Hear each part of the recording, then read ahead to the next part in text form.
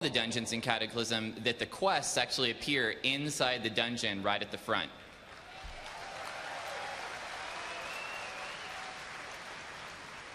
I imagine there's a lot of people here that remember doing the Nexus and showing up at the front door and realizing you had a giant quest chain to get done before you could go in.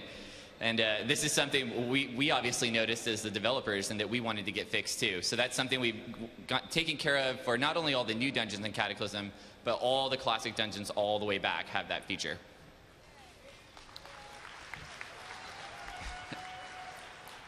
So, kind of speaking to the character of the dungeons, we really wanted to make these places feel like they were a part of the world. And the best way to do that is to involve them in the storyline. And so, with these two dungeons, we're kind of in a situation where it works out perfect. Because in Silverpine, Shadowfang Keep kind of fits that role just right. You worked your way through the zone, and it kind of works out well as the climax. Obviously, Dead Mines works the same way. You've seen us do a little bit of this in some of the expansions. We've done this before. Look at Gundrak, kind of at the end of Zuldrak as like that final dungeon you get to where you accumulate the story, finish it off. You could look at Stratholm, kind of similar in Eastern Plaguelands. And that's something we wanted to do here. We really wanted to carry that story through. So the bosses that you see in these dungeons, you're actually going to interact with on the quest while you're playing through the zone. And we just think that gives the dungeon so much more of a flavor and a reason why you're doing the dungeon. You're not just going through it to earn your justice points. You're going through it to actually finish the story and complete the quest that you're working on. So finally, along the way we were doing this, originally, as you know, we kind of announced these as a heroic only thing. We were going to do a heroic level 85 version for Dead Mines and Shadowfang. But along the way, we ended up changing so much stuff that now the normal versions are basically updated as well. So it's kind of a feature that's going to go out for everyone. And you're going to see different bosses too.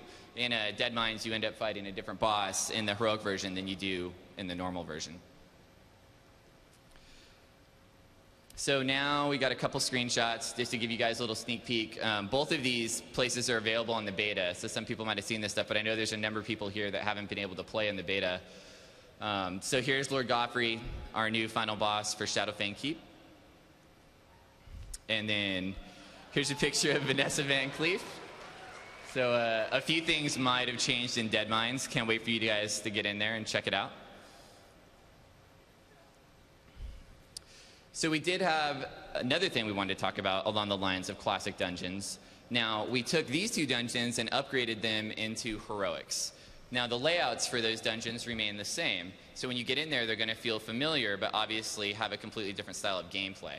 Also wanted to go back and look at the classic dungeons and find a way that we could take some of these dungeons that we feel like might be too long, they might be complicated, they don't really feel the way that we feel the quality of a dungeon that we would put out these days would feel like. So we're looking back at some of the classic dungeons and trying to find ways to make them better. One of the goals would be to make these less confusing. And we've got a couple examples here we can show you. Separate from that, we've also got some dungeons that are really long. Try to do all of Meridon and see how, now granted, nowadays, when you're leveling up, if you go back, it can be quicker. But for a new player, a dungeon like this is really, really long to get through. Something like Oldemon, you can die very close to the final boss and have a long run to get all the way back. And no one likes having to spend that time doing those kind of things. Above all, we want to make these dungeons more fun. So we've got a couple examples and a couple different ways that we do this stuff, and we want to go through that with you today. Now, we got some of these changes are going to be in Cataclysm that you're going to see on ship.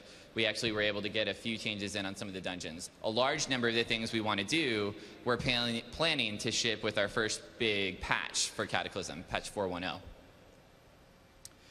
So as far as the methods, the biggest thing we want to do is create wings. Now, this is something you guys have probably seen all throughout WoW. If you look at Scarlet Monastery, we've got wings. So players can kind of pick up like a bite-sized chunk of a dungeon and say, I want to do this part right now, but I don't want to go through the whole thing. We've obviously done this moving forward. You saw this in Burning Crusade, in Northrend, with Utgard Pinnacle, Utgard Keep. We kind of have two wings that share the same style, but the dungeons are different. But if you imagine trying to play through Utgard Keep and Utgard Pinnacle together, that's kind of what we're looking at for some of these classic dungeons that are in WoW now. So breaking them up into wings is something that's going to feel really good to most players. So here's an example. Here's Oldemon. Classic. So this is how Oldemon looks now. This is a top-down view of the whole dungeon. You can see down there in the bottom right is where you enter. You walk in. It's got a huge section. It kind of looks like a maze. So what we want to do is take a dungeon like this and be able to break it up. And we want to find good places to do this. So here we've got a great opportunity with Ironaya. There's this whole event that plays out where you find the staff, you get the staff together, put it in the city, doors open, Indiana Jones moment. Seems like a great place to kind of end this dungeon and have that be the final boss. So you can kind of see here that the dungeon on the right, that's where Ironaya would end and be the final boss. Then on the left side, we would break it out. We've got a back entrance for Oldemon. Out in Badlands, you can come in the backside. Now, then we take that backside entrance and turn that into the main entrance for the second wing, thereby basically taking Oldemon, converting it into a winged situation. It gives us two dungeons that are more bite-sized chunks, easier for players to understand, easier to navigate, and at the same time, we get a chance to go in there and mix up the encounters a little bit and deliver a new experience.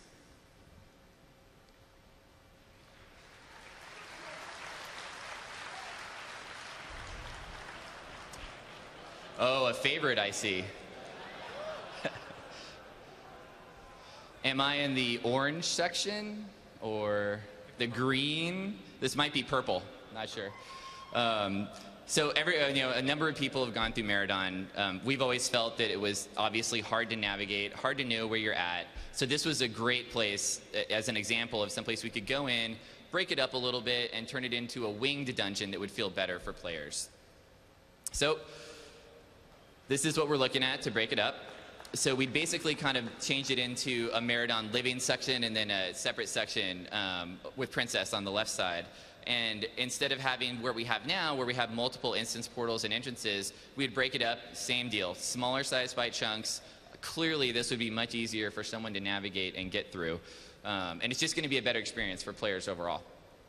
Especially with goblins and worgans coming in Cataclysm, we figure there's going to be a lot of new people that are going to roll new races and want to go back through, obviously, the classic world since we just finished redoing all of it. So we want to make sure that the dungeons don't get left behind in this redo of everything. We want them to be up to par with everything else.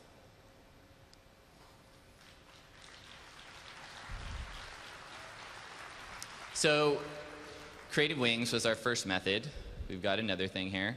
Oh, scissors. So there might be some other ways to fix things, which might just be to cut them because they just might not have worked out that great. And so we've got a couple examples here of places where we feel like we've got dungeons that could, they could use a little trim, a little nip, a little tuck here and there. Sections that might be too long. It's just areas where you get into this dungeon and it feels like you're going somewhere, but you're fighting trash for a long period of time. Bosses are too far spread apart. There's nothing interesting. So in these cases, we want to go into these dungeons, trim a few areas out, and get them to feel better. So we've got a couple examples of this. Oh.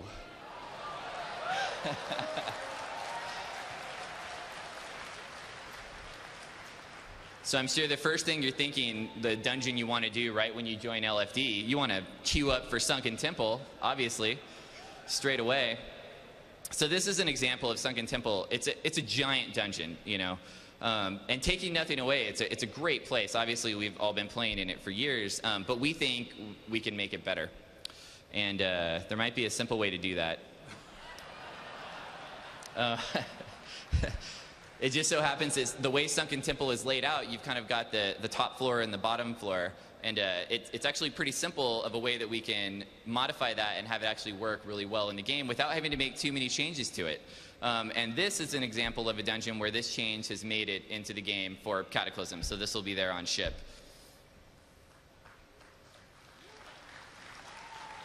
We've got another example here just to get a little bit of a better view of what this place looks like. So this would be before as it exists now, and then this would be what we'd be trimming off.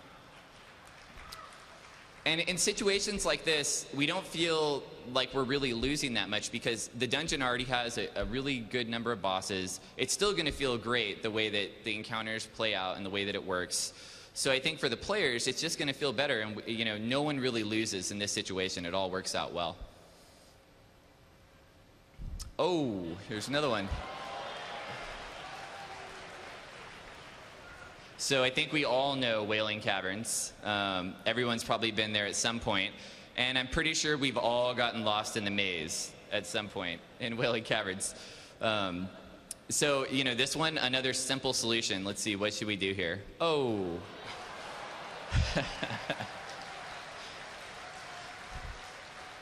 Some of these decisions weren't too hard to make, you know. So something like Wailing Caverns, it's pretty easy to take the bosses that are in there and move them around, because they don't necessarily have rooms that are built specifically for them. As you've seen, as WoW has grown through the years, we've basically created, almost every boss has its own room with a look and a feel that matches. A place like Wailing Caverns, it was so long ago, it doesn't really have that. So it's pretty easy for us to take a boss and move it around when we cut an area like this. Obviously, there's a boss or two in the maze that we cut out, but we're able to move those around and put them in a different place without causing too much trouble. So now I'm going to hand it over to Scott here, and he's going to talk to you a little bit about the concept of our raid philosophy for Cataclysm. Thanks, Corey. Thanks, Corey. At the beginning of every expansion, we always take some time to look back, see what worked, see what didn't. We started talking about like what we wanted out of Cataclysm raiding, and I just wanted to go through some of the things that we identified as goals or things to work towards. One was more raid zones for ship.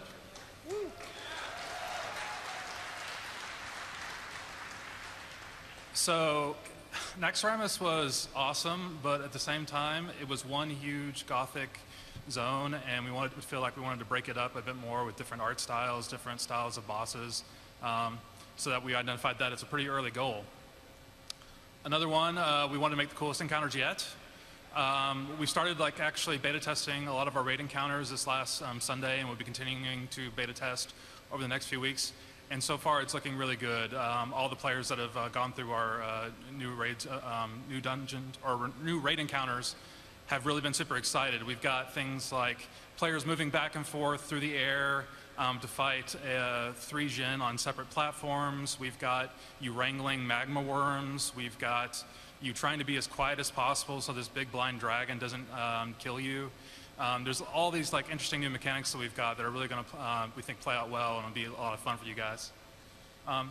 Another one, like Corey was just talking about, how we want to put all these things in nice bite-sized chunks.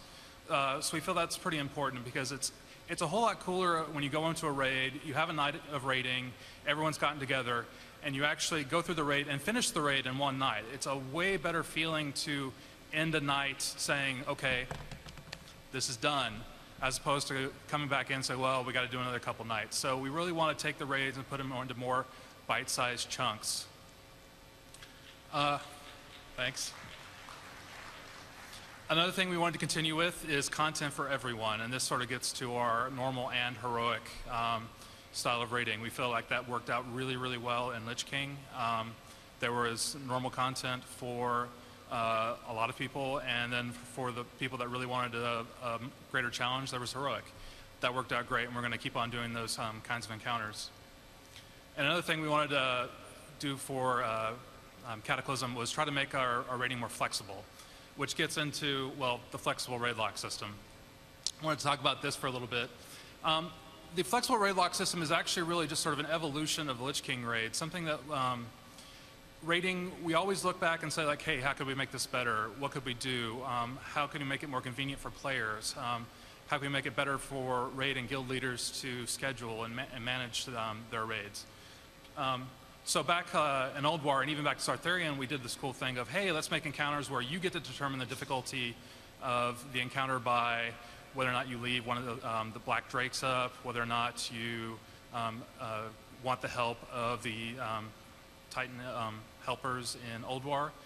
There's a lot of different things, and those turned out really cool. In fact, it turns out so cool that in Trial of the Crusader we said, hey, let's just make the entire thing heroic. So you no longer have to choose on an encounter-by-encounter basis. We just say, hey, if you want to set the entire thing to heroic, there you go.